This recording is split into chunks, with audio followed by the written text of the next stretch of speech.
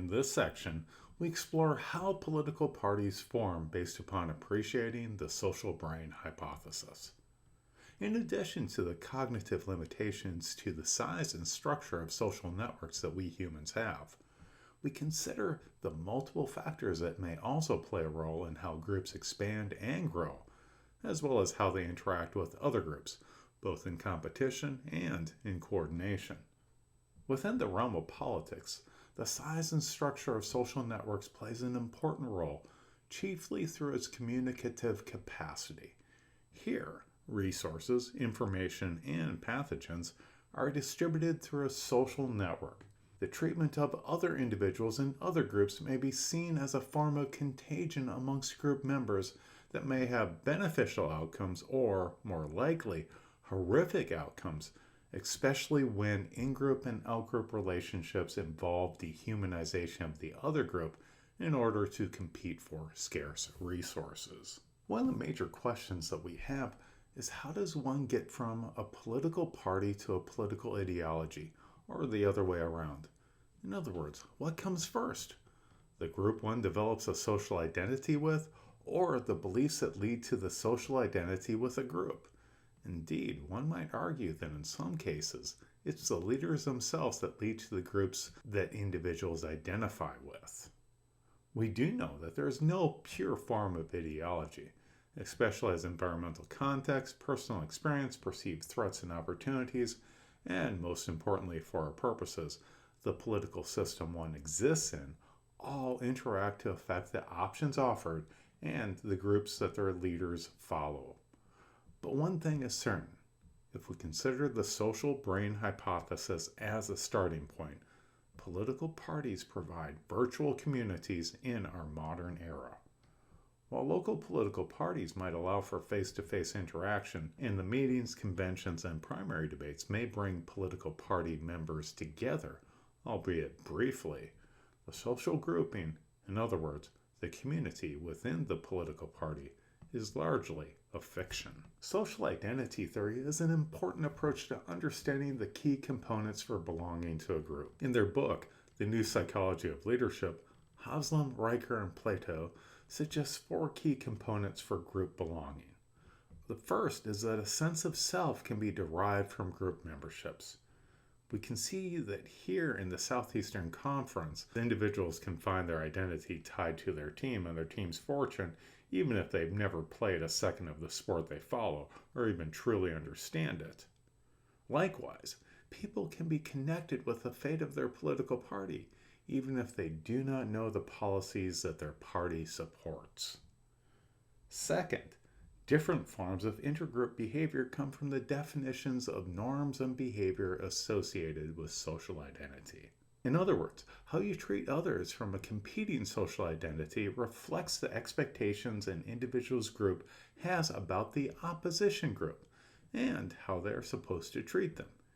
Usually this means seeing and treating the other group with disgust or contempt as a result of the devil shift, whereas the other side is the side of bad and one's own side is that of good.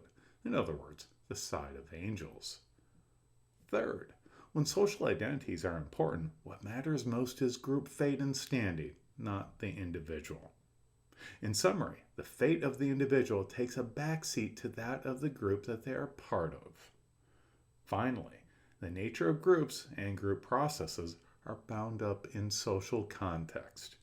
Here, we note that even the most educated, moral, well-intended of people can turn to bloodthirsty individuals towards another group if the social context puts the right amount and type of pressure on them, and their leaders lead them along the path of violence.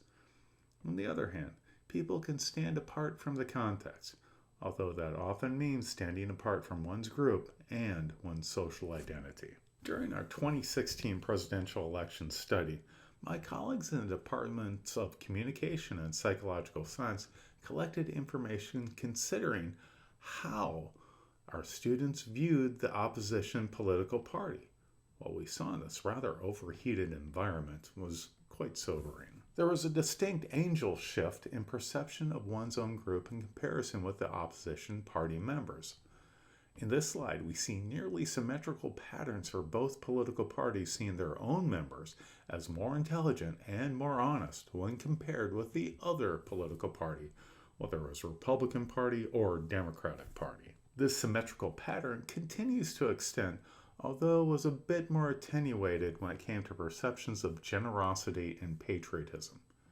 Here, we see that especially when it came to patriotism, there was a recognition of the Republican Party membership being more patriotic than the Democratic Party members, regardless of the political party one belonged to.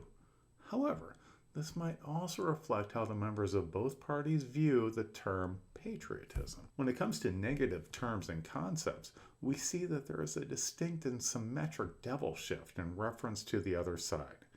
Even with closed-mindedness and hypocrisy, there is symmetric perceptions of the other political party members. This was likewise the case with perceptions of selfishness and meanness.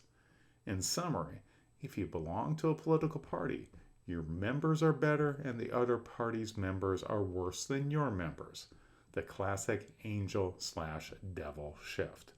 This is despite the fact that most of us know, care about, and rely upon friends within our Dunbar's number of 150, plus or minus 20 or 30 people, in our lives that belong to other political parties. While the hopes of our founders, especially in the Federalist Papers, that factions could be a countervailing force by being pitted against each other, this helps them to maintain the rights of those in the minority. So ultimately, one of the goals of political science with understanding groups is trying to break barriers between groups and develop connections between individuals in hopes of keeping the peace. This ultimately leads to a more micro-level question for political scientists to consider. Is it affect or cognition that is driving us? In other words, do we have a cognitive party ideology, with party ideology being based upon what we think we are? Or do we have an affective party ideology based upon what we feel most like? Barry Burden and Casey Klofstad found that it was quicker to respond to what party you thought you were part of than what party you felt you were a part of. This suggests that party identification is a form of decision heuristic, a shorthand to deal with the complexity of the world we live in and our relationships with people we do not know. After all, the social brain hypothesis asserts that we have time and cognitive limitations and have to deal with them somehow.